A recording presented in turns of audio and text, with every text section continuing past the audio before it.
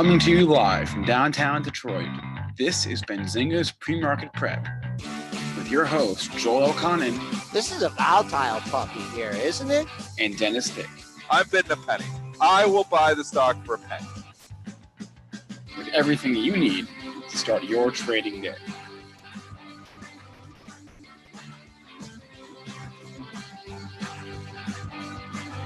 Good morning, everybody. Welcome to this Monday edition of Benzinga's Pre-Market Prep. Spencer Israel, as always, here with Joel Elconin and Dennis Dick. It's feeling like a gap and go kind of a morning. We have the market off to the races after that G20 Summit over the weekend. We have a pause to tariffs helping the market at large, auto stocks in particular. A couple of notable M&A deals this morning. TRCO and TSRO both getting taken out.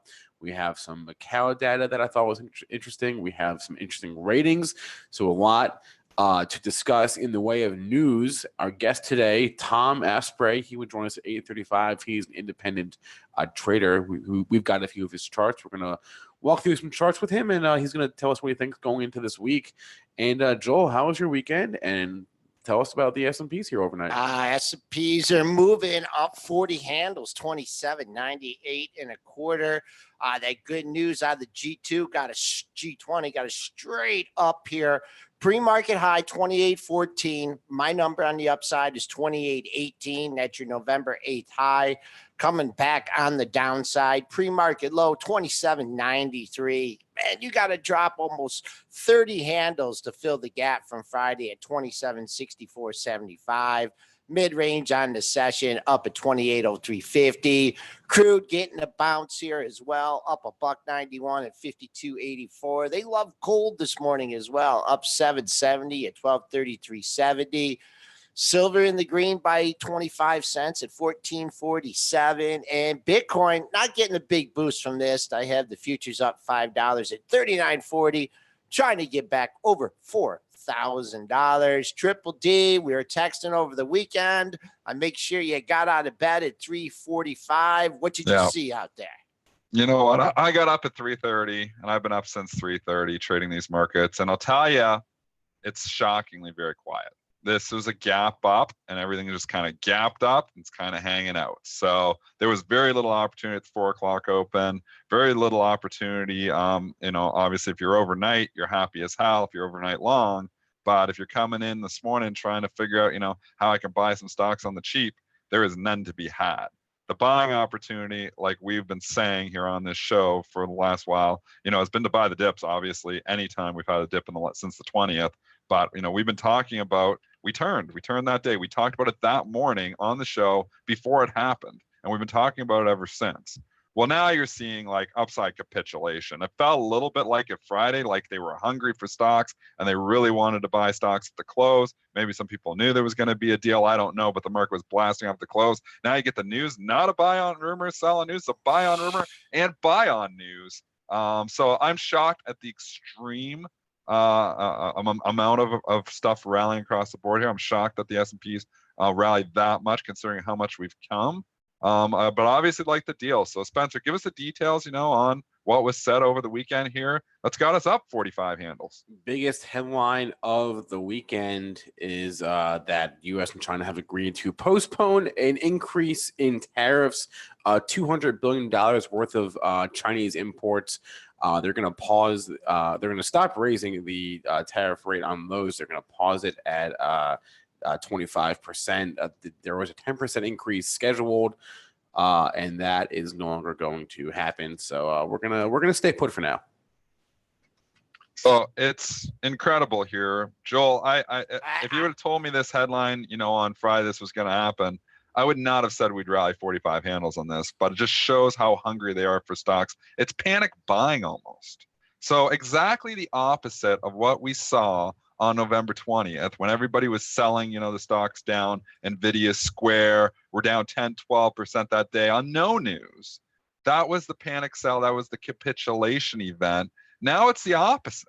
Now it's like upside capitulation. If you're coming in here now and buying this morning, in my opinion, if you're coming in here now and saying, I got to load up on stocks here for the Santa Claus rally, you're doing it backwards. The opportunity wasn't today. It was a week ago, and it's been any pullback since then.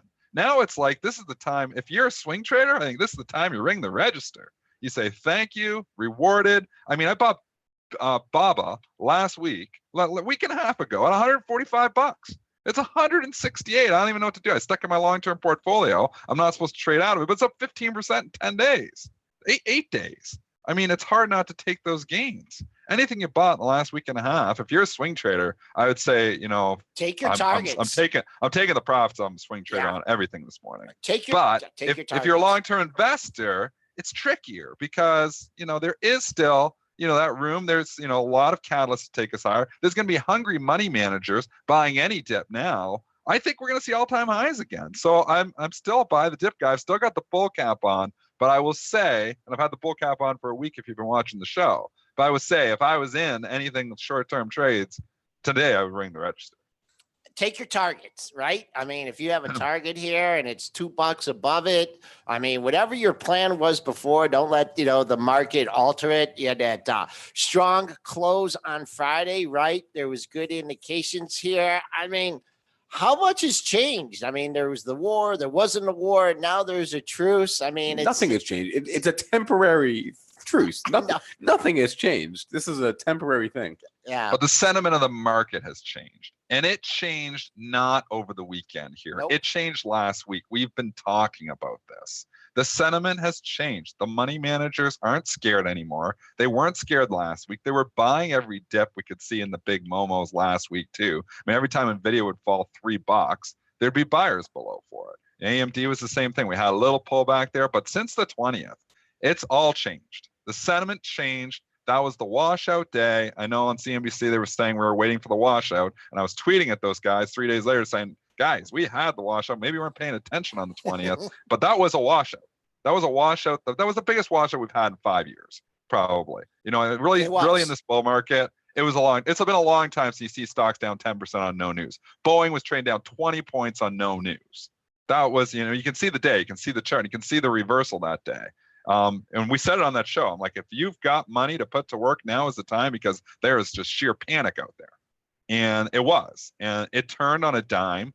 That day, Boeing closed higher. That day, Nvidia closed higher. That day, Square closed higher after being down 10% that morning. Square was down like 12% that morning. Twilio was down like 12% that morning. That was a turn. It's all the way back up. Twilio's back. Here we are 1, 2, 3, 4, 5, 6, 7, 8, 9 days later. And Twilio's going to challenge an all-time high here today.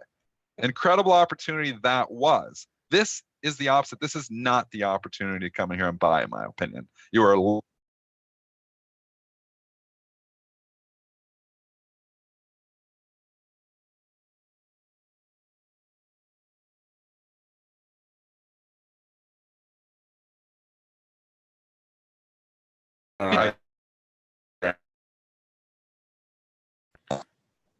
I can't hear you. Yeah, Dennis is breaking up. Oh, that's better. We're back here. We got I think that's your internet, because my internet's good. Yeah, that was on us. Dennis, talk a little bit about the difference between when you were trading. What was the day? November 20th. I just want to address one question in the chat. Buzz T is saying he's confused because I'm saying we might make new highs but take profits here. I've said from an investor standpoint, if I'm a long-term investor, I'm probably holding on. If I'm a short-term trader, hell yeah, I'm taking profits. Hell yeah. So anyways, I'm using too much bandwidth. They're saying I'm breaking up. I don't know why, but I'll tell you, my internet's good here. So anyways, hopefully you can hear that. It's just it depends on your time frame, Buzz T. So if you're in it for the next 10 years, and which I am in my long-term portfolio, I'm holding on. But if you're in it and you were buying stocks last week and they're up 15% in a week, and you're in it as swing trades and stuff, I think today is a day to ring the register. That's my opinion. So it depends on your time frame. But either way, I'm keeping the bull cap on here. I'm not going bearish, because I think we can hit all-time highs here. Dennis, when you were when we first got on the show, you talked about the trading and how, when the market's down 500-600, there's panic, there's blood on the streets, there's people selling. But when the market's going up, and that's kind of alluded to that statement that, we talked about before, when the market's going up like this, there's always someone to sell some stock, right? There's always someone, an institution or individual traders, talk about, when it's up like this, everyone's just kind of like, kind of like, if you're short, I don't know what you're thinking here. If you're shorter the SPOOs on the close, or if you're short, you should have been out a long time ago. Like, there was so many chances really in the last week and a half to get out. You could see the tea leaves that it had turned. If you were short, I think you're getting what you deserve, because there has been ample opportunity. Unless you were short, maybe if you're short in the close saying, on Friday, well, that sucks. I didn't think we're going up 45 handles either. But you've been short for like the last month and you've been holding on thinking we're going to go retest those lows. I mean, you held on too long. You overstayed your welcome. So, and it depends what you're short as well. I mean, there's always going to be stocks that are going to continue to go down, but all the Momo names are back. They're back. I mean, NVIDIA fell 55% in a month and a half. And now it's come back from the lows here. We're up about 3,500. You're up about 20% from the lows in a week and a half. So it's still not all the way back to where it was. But I mean, I don't know if NVIDIA's ever getting back to the 290, not anytime soon. But I mean, if you're short, Joel, and you were short, you haven't been listening to this show. Also, good things to do. Look for your 50% retracements and something like this. NVIDIA still has a long way to go, but if you're looking for some targets, AMD's gone from 34 to 17. Just do the math on these. Figure out where your 50% retracements are. Also, if you have a daily high or two highs in the area of that 50% retracement, that adds validity to it. So yeah, couple tips there. But let's move on to some of these stocks that are really being affected by this news. And what do you think is being affected most? Automakers. The automakers are all popping here. GM, Ford, I saw Volkswagen was up. I saw they're all up this morning. Sold to you. GM sold to you. We're coming right in that 40 big psychological level. This stock is all the way. It's up from where we had in October. The lows was this one.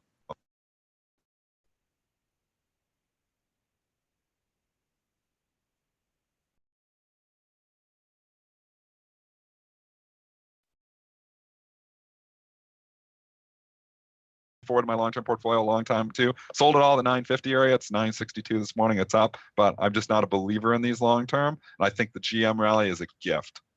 All right, let's say $40. I mean, it zigged and it zagged.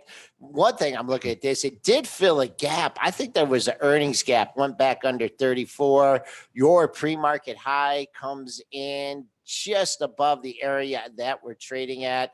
Pre-market high for me comes in at 39.56. 40, a big psychological level in this one as well. I'm gonna have to go back to the dailies here and filling perfect too. You're filling a gap here in GM. If you get over 39.26, that's when you had the big draft down day.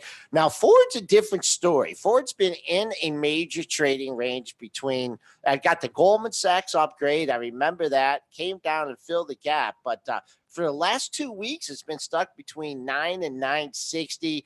Probably all kinds of size out there, but little different charts here in the Ford. I don't know if this is actually going to be a breakout for them. But this one, if you're looking to maybe roll some of your GM profits into another auto stock, I mean, breaking this $970, $980 area, I mean, it's just probably so much size there, Dennis. I don't know what it's all the way up to 10. I'm not a fan of it either. I've sold my Ford. I had a long-term portfolio for a decade.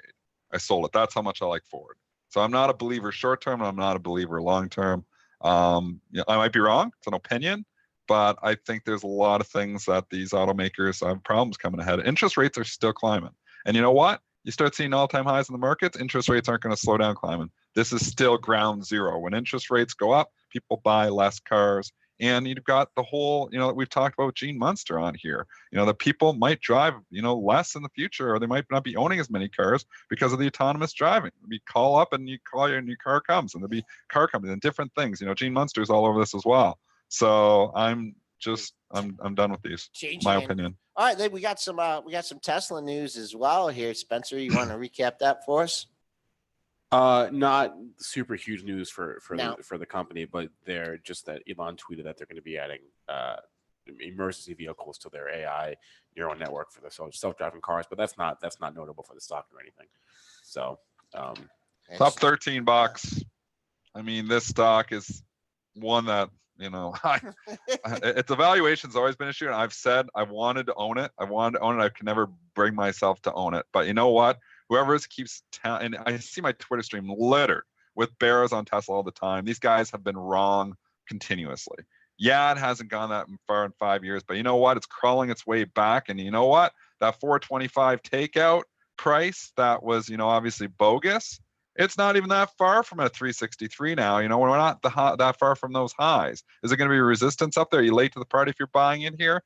Yeah, you're late to the party, but there's still, this company is not burning cash here anymore. There's a story here still to be had. I like it on pullbacks as a trade. Long term, I still can't bring myself to stomach the valuation, even though I'd love to have it in my long-term portfolio if I could stomach the valuation, stomach the volatility, but it's one of those I couldn't handle. A little pesky here at 365. That's your pre-market.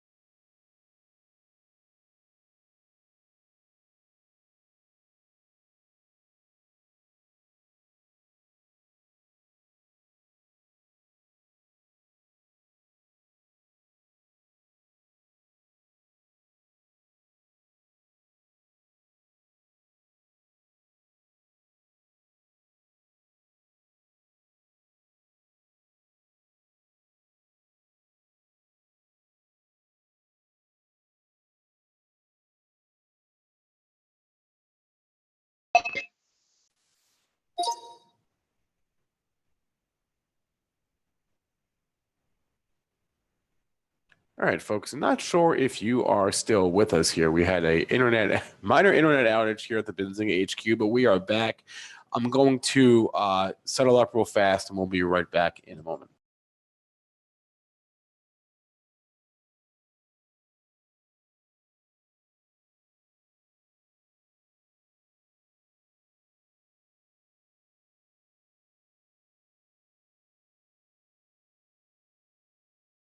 All right, folks, we are back. Joel's here. I'm here. Dennis is here. Apologies for that. We had a minor internet outage, but we are back now. I wanted to go to the biotech M&A here this morning because it's causing some moves.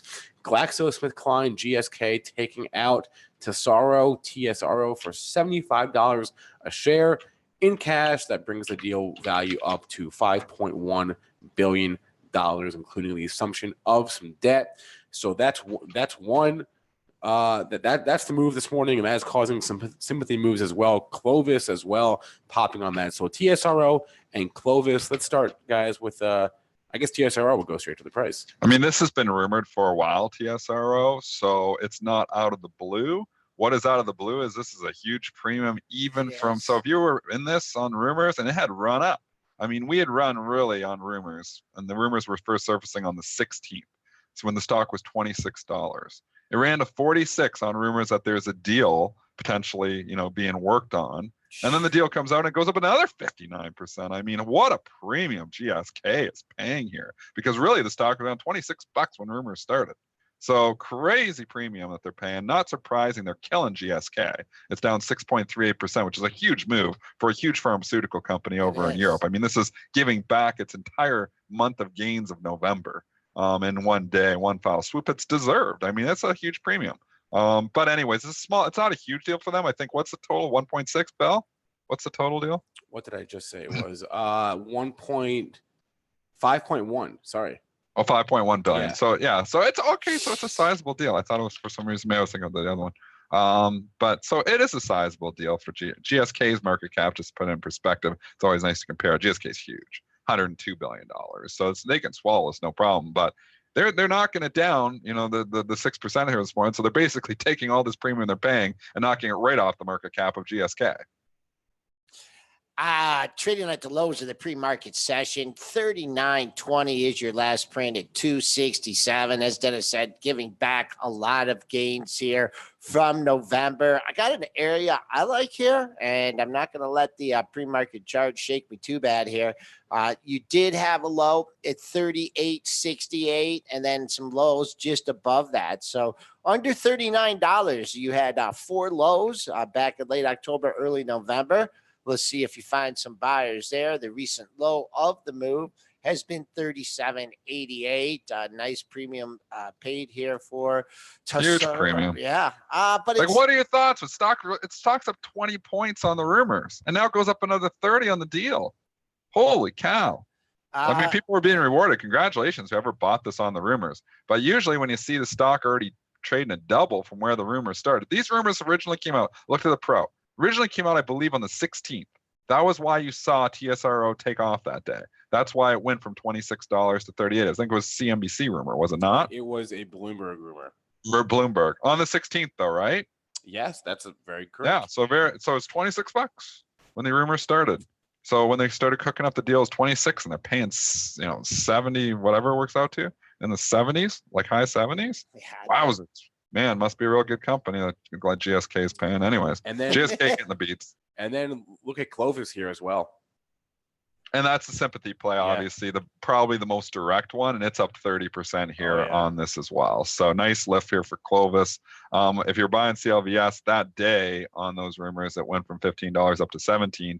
Kind of gave you a chance the next couple days where it pulled back and just kind of meandered here, doing nothing. And now obviously the breakout. So hard to fade these, smaller biotech companies because, deal comes up and boom, you lose 100% overnight. So I've always been scared to short small biotech stocks for that reason of a potential deal coming in and crushing you. If you look at the weekly chart, though, I mean, if you're a long-term shareholder of TSRO, you're probably not too happy. The stock traded up to 192.94 in February of 2017 with the height, that was the biotech bubble burst where they all burst that first quarter. Do they have a couple good drugs or something, or is there some, or must have something good? Yeah, something in the pipeline here. I think GSK is taking some of those good drugs. Yeah, but it's just traded right here at 74 bucks. GSK is your leader there, and let's see how much they punish it. I did mention good support 38.5 to 38. Was that a stock deal or cash deal, Spencer? Good question. Let me look real fast. It is. You can is. Saw the 5.1. Yeah, it's cash. It's cash. Yeah. Yeah. So okay, obviously it doesn't even matter. What's the cash price? The takeout. The takeout price is $75.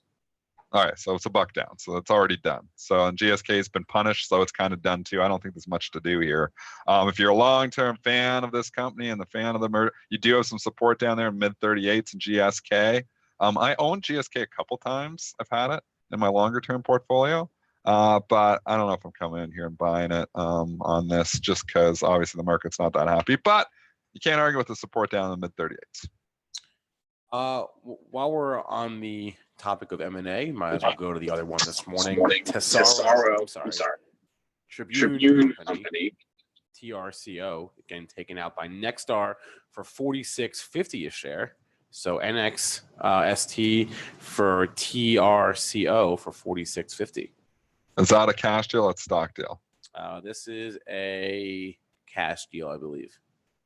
Okay, so it's trading a little discount. NXT, ST actually trading up on this. So you often see the acquirer go down. Not in this case, it's trading up. I'm not sure. I'm not following the details, but NXT has had a nice run too. Great run. I don't know. It's one of those that I think, this 84 area, maybe they think this deal is going to be really good and accretive right away, but I'm not following the fundamentals at all. But just from a technical perspective, it's coming into major resistance area. Yeah, 80. You can see we're trading just under $84. You had a recent high in the stock at 84.97, and then we had the sizable pullback here. So if we not much at 84 where we're currently trading, but if you get up to 84.97, is that that's the all-time high for this this company that I am not very familiar with here. But so far, the acquirer trading into green.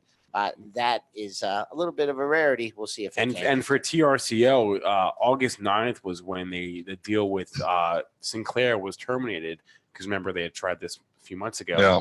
And so this has had an adventurous year, but they finally got their takeover. So I guess if you've been waiting for that, today is your day.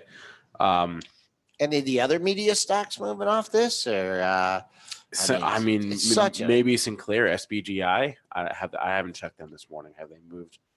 No, there's not a lot of trading in anything really sympathy that I can see. Yeah. But while we're speaking, Griffin bringing it up, there was said over the weekend that the NXPI deal could be back on the table. At least China was saying that they could potentially approve it if it comes back on the table. I'm not sure Qualcomm's interested anymore. I hope they're not. I'm a Qualcomm shareholder here. But anyways, NXPI potentially back in play if I don't think so. I don't think Qualcomm's already done some buyback with that money. I don't think they're coming back. Qualcomm said so. Qualcomm said the deadline's over. We're done here. There's nothing to see. They say that this morning? Yeah, they already came out and said that. Yes, they this morning since the China said that they would maybe approve it now. Yes.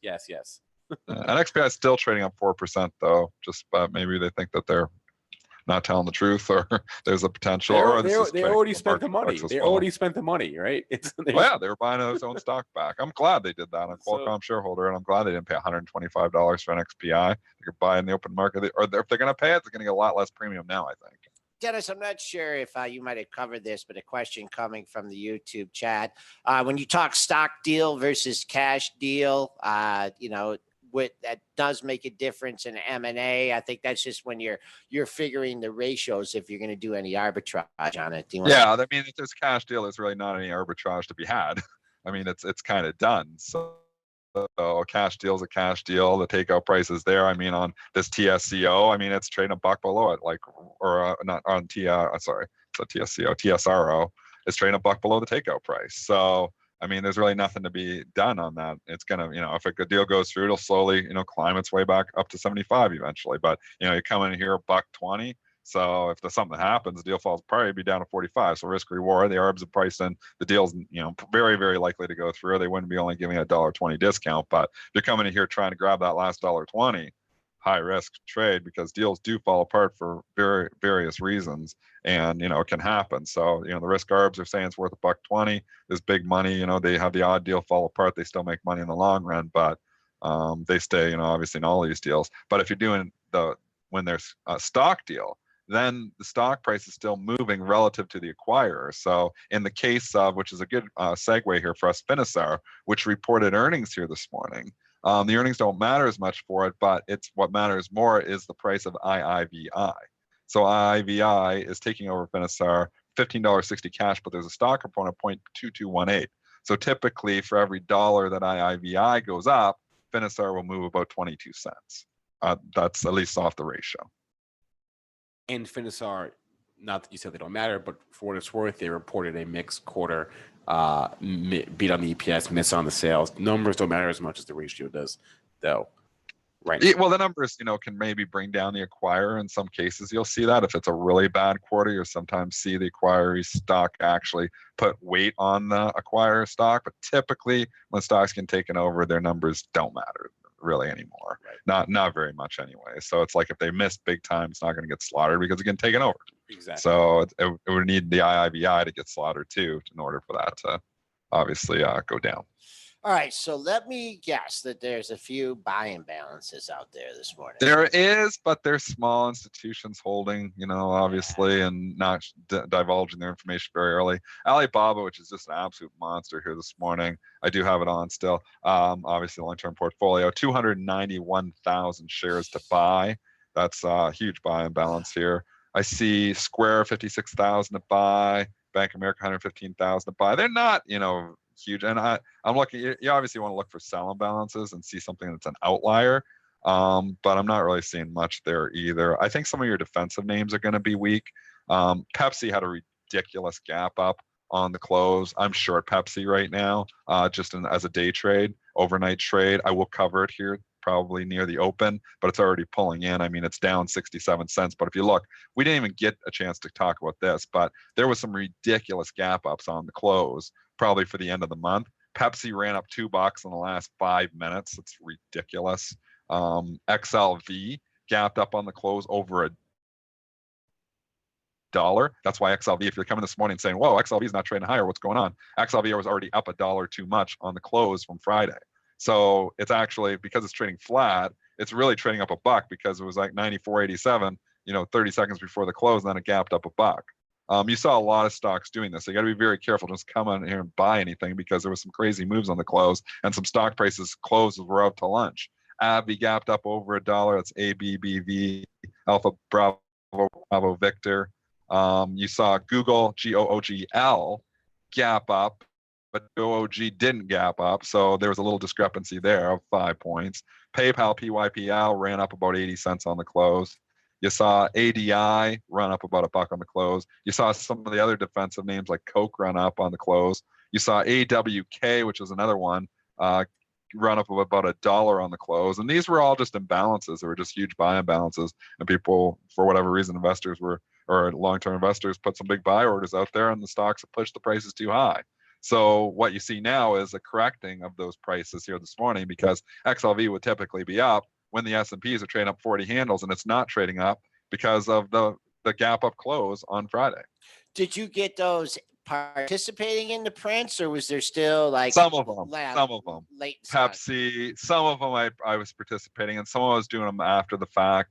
It's tricky. I mean, they happen so fast and you're trying to participate in a few. And if you're fully automated, you can sometimes make some good money on these. But the one consideration is a lot, like I used to run an automation program that would look at the closing imbalances and buy all those stocks and then try to sell them into the close. The flips are vicious though. And sometimes they all flip in the last second. And then it's like, okay, well, you just bought all these things. Now they're flipped to sell. Now you're screwed.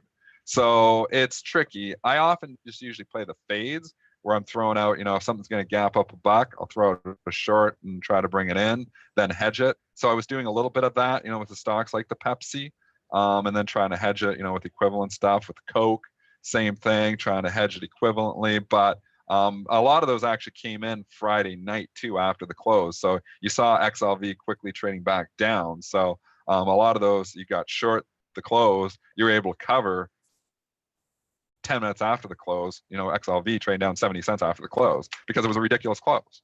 And did it actually, I found the video here. This is from a long time ago, from 2013. We did that was our pre-market info morning webinar, and there was a vicious flip at Coke. And I remember you were trading it. That's 5 years ago, Dennis. I'm really racking your brain. The flips are if you're just trading imbalances and just taking that information, they flip on you. People get hurt. There's algorithms that get hurt on that. So it's tricky. At the close, they're all over the place. There could be, and it's not always. Sometimes people think they're gaming them or they're, it's dirty. I mean, sometimes it's just the case. And we've had, our floor traders come on this show and tell us, how it works. Sometimes they've got an order, they can come in at the last second and say, okay, well, this stock's showing 100,000 to buy. Well, there could be a floor trader sitting there with an order holding, and he's got 200,000 to sell. So he's going to throw that the last couple seconds. So it's going to go from 100,000 to buy to 100,000 to sell because his 200,000 share sell order came in. So these orders come in at the last couple seconds and change everything. So it's hard to just say, okay, I see a 200,000 share buy and balance, the stock's going to close strong. It doesn't work that way anymore because the algorithms and the automation is so fast. In the last milliseconds, they can throw out an offsetting order and then the stock doesn't gap up at all or gaps down. And then everybody who's playing it is caught. So it's very difficult to play the imbalances like you used to from a human perspective. These are the closing ones. The opening ones I find more stable. And I still feel there is value in the opening imbalances, and that's why we talk about them a lot. I rarely talk about closing imbalances anymore, just for the simple reason that they're hard to play unless you're fully automated on a high frequency level. So, but the opening imbalances I find more stable. I find that there is more information in those. And it's probably because there isn't as many institutions that participate in the opening print as there is in the closing print. There's some participation, but nothing like the closing print where there's just a ton of participation. All righty. It is 8:35. We're going to take a quick break and grab our guest for the day, Tom Aspray. He's an independent trader and a longtime Wall Street veteran. We'll be right back in a moment with Tom.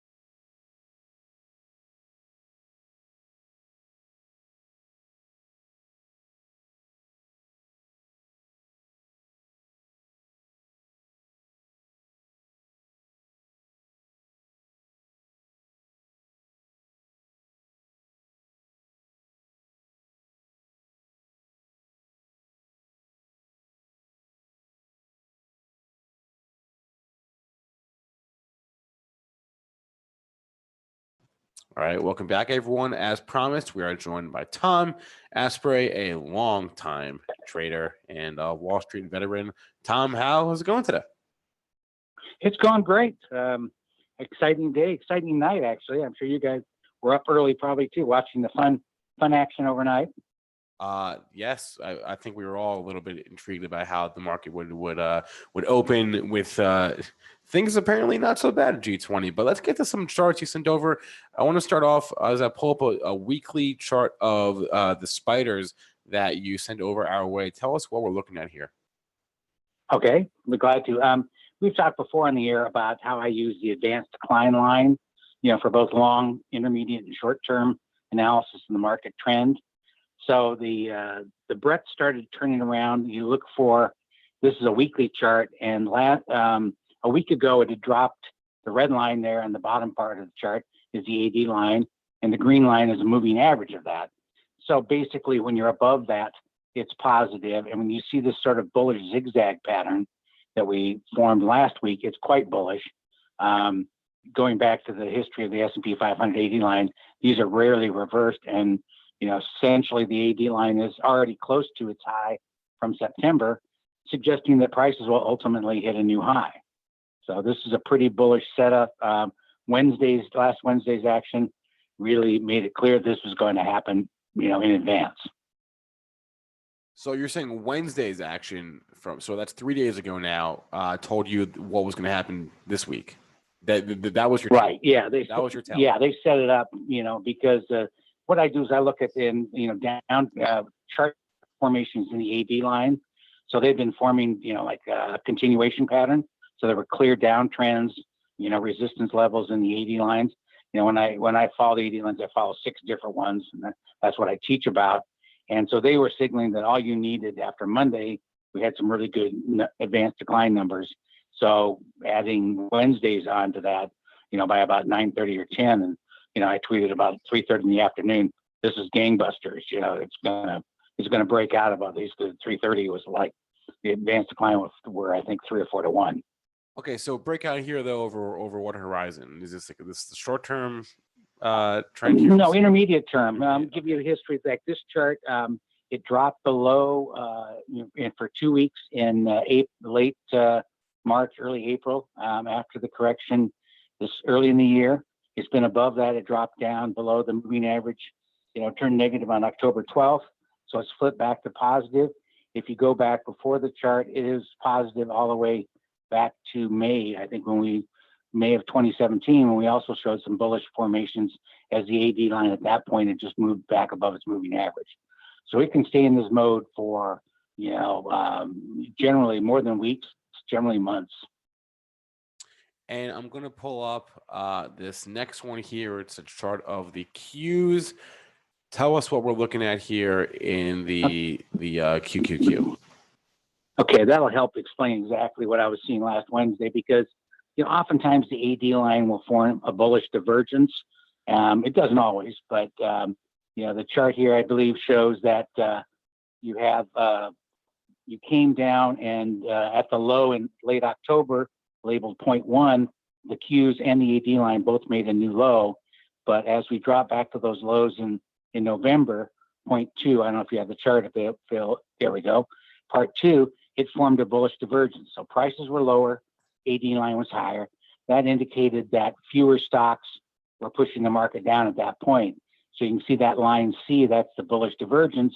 And then the resistance level we were talking about a few minutes ago, that downtrend line B was broken as of Wednesday's close, indicating that, okay, the bottom was in place.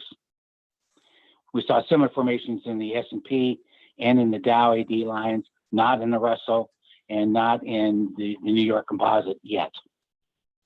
Tom, a quick question for you here. I mean, you had these charts on Friday and, and you get the good news out of, the G20.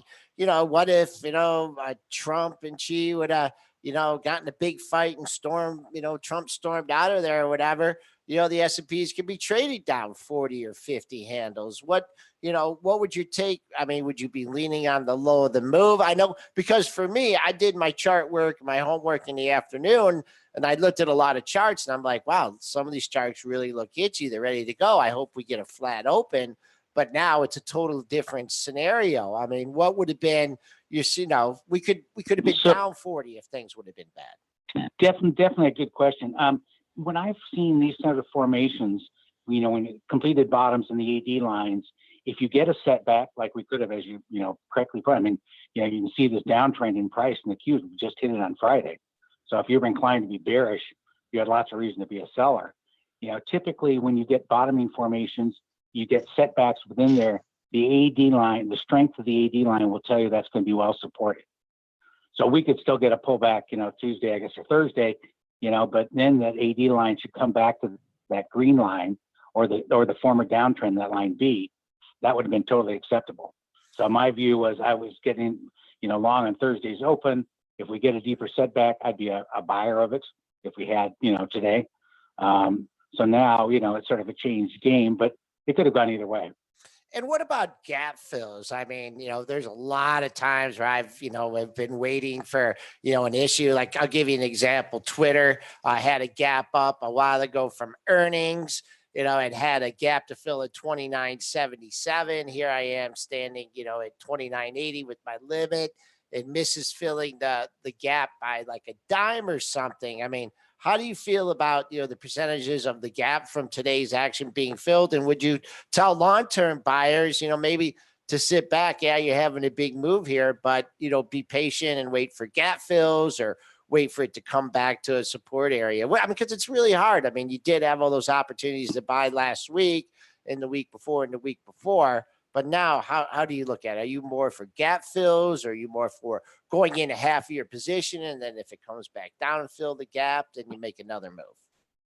Yeah, I'm more into it going in part and filling it up if we get a setback. So the gap moves, it depends on I'll be willing to pay up a little bit in some. Sure. So like I wrote my reports this morning, and was giving prices that were above where Friday closed, but not way above it. And it's all a matter of risk. So I look first at where I'm going to place a stop so that I can keep my risk usually between 3 and 5% on any position, either an ETF or a stock.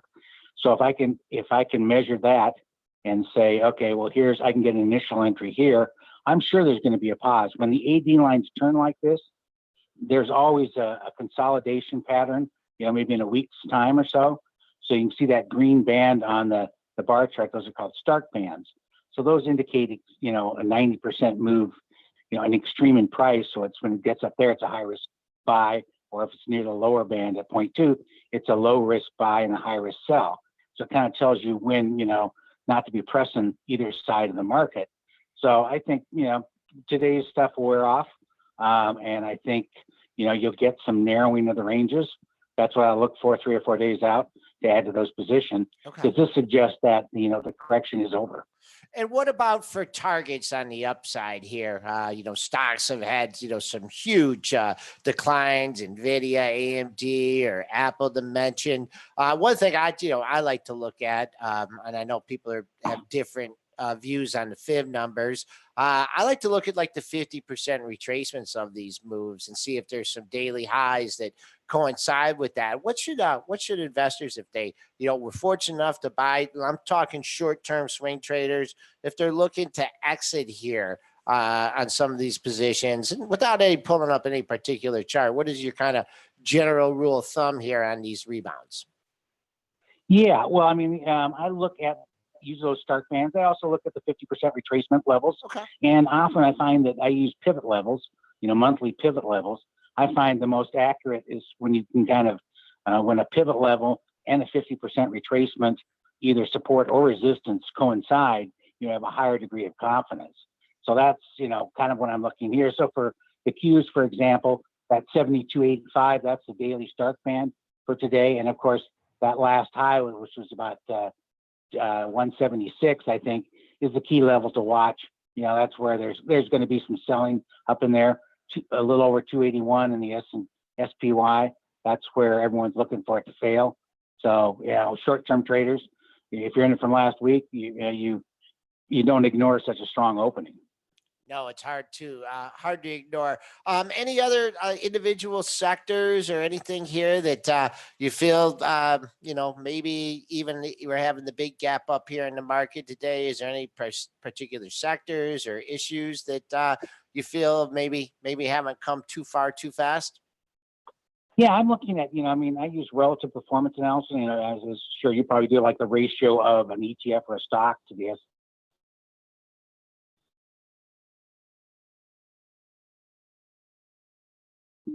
moving average trend lines. Okay. They've been really positive on the healthcare. So we're writing that up. It's tough to add to that up in here. There's some early signs. It really hasn't turned in the consumer discretionary. And even though it's really hard to say, buy Amazon, the monthly on balance volume and the relative performance are still in positive trends, even though, it's gone from 22 to, 14 something. And so I'm sort of looking at the consumer discretionary as a way that to participate going into the first part of 2019.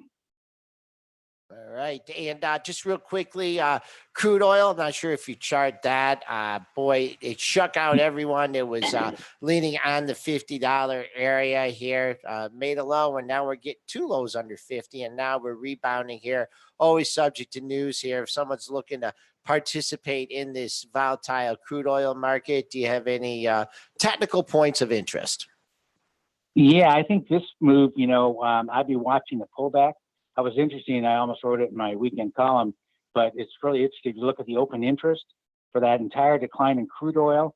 It was dropping, which is typical of long liquidation, so it's really not that bearish. If you look at some of the other, like in 2014, that slide, the open interest started to rise about midway through the decline, indicating new short sellers were coming in. There's no real evidence of that on this decline. It's suggesting it was mainly people coughing up their longs, which if that's the case, that's would be a positive, going forward. So I'm going to be watching, this setback, tough to play up 4 or 5%, but probably, into the end of the week or early next week, I'll be looking for a pullback like in USO and in possibly XOP. All right, Tom Aspray has been on with us. He's a longtime veteran of Wall Street. His site is the viperreport.com, where he gives some charts and breaks down the market as only he can. Tom, thanks so much for the time today, and have a good week. All right, you too, gentlemen. Thank you. All right, Joel, S&P is where we at. This is amazing. You have the volatility in this market, and you have the big pop overnight. And since we'll go back here over the last hour and a half, we have been stuck in a range. I'll just call it going back to 715 bracket. We have been stuck between 27.95 and a quarter and 28.01 and a quarter. So there's 5.56 can point you range believe last that? 2 That hours. is Man, I told you there's no opportunity here this morning. Like, the opportunity was overnight. If you had it overnight, you're laughing all the way to the bank. But there is, I've been trading here since 3:30 in the morning. Not a lot of like inefficiencies, not a lot of arbitrage opportunities, not a lot of like opportunities really. It's been slow. It's been a slow morning. What about And that's because we're not having volatility there. We've typically been coming in these mornings and we're up 20, we're down 20. I can't trade. I can't do the radio show because I've got to trade. I mean, I can totally do the radio show with you this morning. There's nothing going on. Well, there's lots going on. It's all up already, though. It's already priced in. So the money was made overnight. And if you're coming here this morning, there's not really much to be had. Speaking of money was made if you were long overnight. Speaking of stocks up already, I'm sure you've seen the casino stocks here too, across the board. LVS, MGM, and Wynn all up on some good Macau data. November casino revenues were up 8.5% on a year-over-year basis versus a 4% estimate. Nice beat. It's up. Man, I mean, look at this Las Vegas Sands chart. Oh. Here it is again, LVS on the 20th, everything on the 20th. It broke down. It's the end. We got to get out of the LVS. So you have the technical analysis, the breakdown of support, and you know what? Snapped right back. So that's why the overall market is just worth a lot more sometimes than any individual stock. Technically this looked like it was ready to break down. It really did on the chart when it took out the 50 for the second time and made a new low on the move. But you know what? It snapped back that day and straight up ever since. And it's now $58. So you're looking at 10 points higher here in the last 9 trading sessions. Again, if you're coming in here now, a little bit late to the party. Is there more meat on the bone? Potentially, but the easy money was made here in the last 9 days. And, it wasn't easy the first day because, even though we got lucky and maybe called the bottom, right on that show that day, it's still not easy to stomach buying a stock when it's going straight down. So, but since then, when the stocks didn't make new lows, every pullback has been a buying opportunity. It's been easier since then. And today is the reward on all these stocks if you actually had the guts to pull the trigger anywhere in the last 9 days. If you're a swing trader or a day trader, today is the reward. Today is the day you bank your winners. And let's just take a look at some of these casino stocks here. I mean, I'm looking at LVS and I'm like, on this kind of chart, I'm like going through 55.30, 55.40. It's a triple top. Now you're $3 above that. So kind of light volume here. I'll give you your pre-market high at 59.10. Psychological $60 level. But for me, I'd be looking to buy this to pull back to the $55 area as opposed to chasing it here. Dennis, you mentioned a lot of stocks you put in your long-term portfolio. I've never really heard you mention casino stocks. Are just too volatile, or just not something you have a good feeling for, or never really? Maybe not something. You know what? I don't think I've ever owned a casino stock in my investment portfolio. I don't know why. I've thought about Wynn a few times. I've thought about Las Vegas Sands. It's just maybe it's the earnings are very cyclical. Yep. So you never see these stocks where it's so stable. They're going to make this kind of money. I mean, they get to a point where they start telling you they can lose money in certain times. I mean, there's been some wild. Look at the monthly charts and the long-term charts on Wynn and Las Vegas Sands. Those are hard to stomach. I mean, Wynn is a great example. In 2014, we got up to $249. In 2015, we went down to 50. Then we went up to 200. Now we're down to 100 again. I mean, there's wild moves in these things. And my long-term portfolio, I'm more lower beta stuff where I like more stable stocks. So I think you're right. I think it's a stability issue. And their earnings are very cyclical on casino stocks. All right. Let's go to some analyst ratings here. And you have JP Morgan doing a little bit of pair trade. What do you have for us, Spencer? JP Morgan has thought it nice to upgrade AT&T this morning to overweight and downgrade Verizon to neutral. I don't know what's to be said there. So AT&T, I mean, we've talked about these. I talked about this on Friday. I don't understand the divergence of late. Maybe it's a 3G thing. Maybe something else is going on here, a 5G thing. Verizon has been straight up over the course of the last month and a half, and AT&T has gone nowhere. So actually, AT&T is down. So there's been a divergence between these two. And I haven't been pair trading them for that reason, because they kind of both have a mind of their own as of late. Verizon, typically, AT&T, both of these are defensive stocks. Typically will go down when the market gets hot. They actually trade sometimes counter the market. But with an upgrade today, expect AT&T obviously higher. Downgrade today, expect Verizon lower. JP Morgan has weight. Yeah, nice move in AT&T on Friday. Now getting an additional boost here. A lot of air in this stock. You had a high at 31.80, and that's currently where we're opening. But that was the high on a really bad day for a stock, where it fell from 33.02 to 33.06 or 33.36. Gap to fill the 32.05. So if you're looking for a little bit more here, maybe some institutional size at the $32 level, looking at that gap fill. Verizon trading down in the pre-market here, 45 cents. Really, you'd have to get into the lower 58 handle for me to have some serious interest here. Your, let's see, your 1, 2, 3, 5 and 6 day lows are in that area, and a couple other lows from the middle of November in that area. 58.30, like going down another $1.60. That's where I think you got some support. So I don't know if it's going to get there one day. That's a pretty big move for a low beta stock.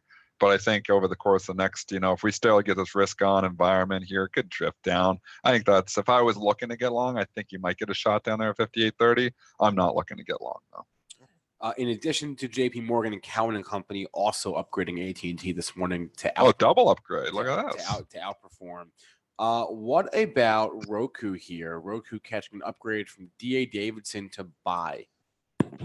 D.A. Davidson moves stocks. It's a sneaky little specialty firm, obviously boutique there, and it moves stocks. So you got to pay attention to some of these smaller ones sometimes too.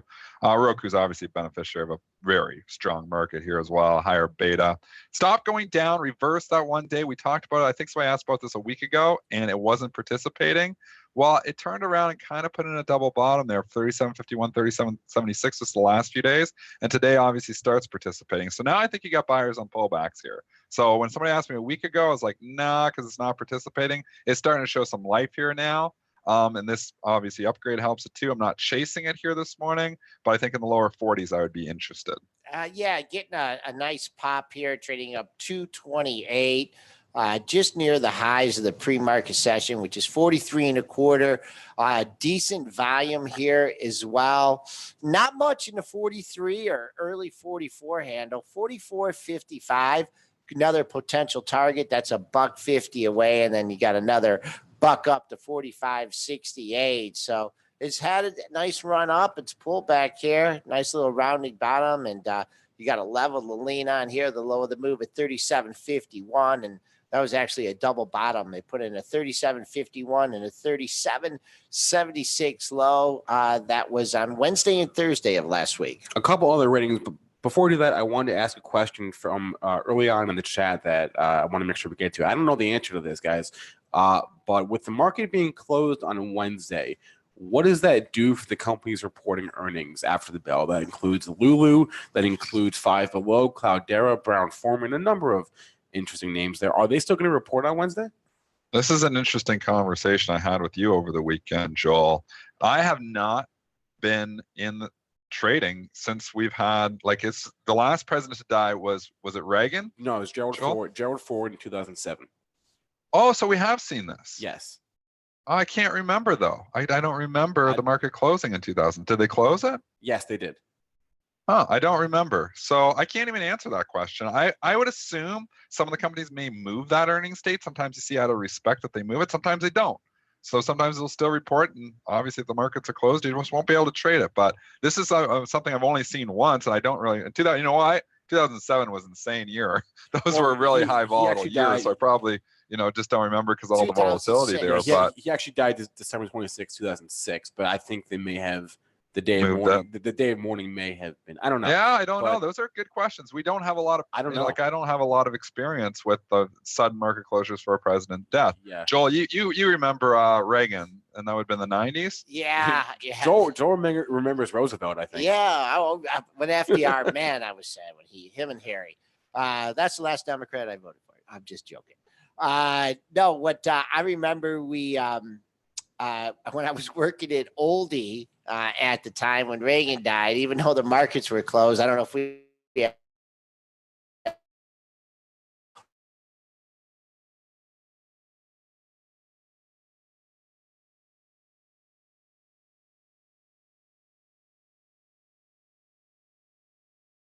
the path is if these companies want to move their earnings dates as well. But I would just check the calendar. It does, if you're an options trader, it does affect your premiums and your decay. So we will check those and check your individual stocks. I think the question on the air, I don't know. I think some companies could potentially move it. I think they might actually still report, and we'll just be trading them Thursday. Dennis, are you going to do a show on Wednesday? I know Spencer asked you that. Do you want to do a little show from 8 to 9? No, I won't be in it. So I'll take and honor. Okay. I'll take and honor your president as well. I'll take the day off. How nice of you, Dennis. Okay, that's going to be it for. I liked Bush. All right. That's going to be it for today's show. Thanks everyone for sticking with us. And if you missed any part of our show, you can catch our podcast. We're on iTunes, SoundCloud, Stitcher, TuneIn, and Google Play. Thanks to our guest, Tom Aspray. Thanks to all of you in our chat, both on YouTube and premarket.benzinga.com. Please remember, all the information, material, and content on our show is for informational purposes only and not meant to be investing advice. As far as tomorrow's show, we'll be joined, as we are every Tuesday, by Nick Shaheen from Create Income with Option Spreads. That's going to be it, folks. Hope you have a good rest of your Monday, and we'll see you on Tuesday.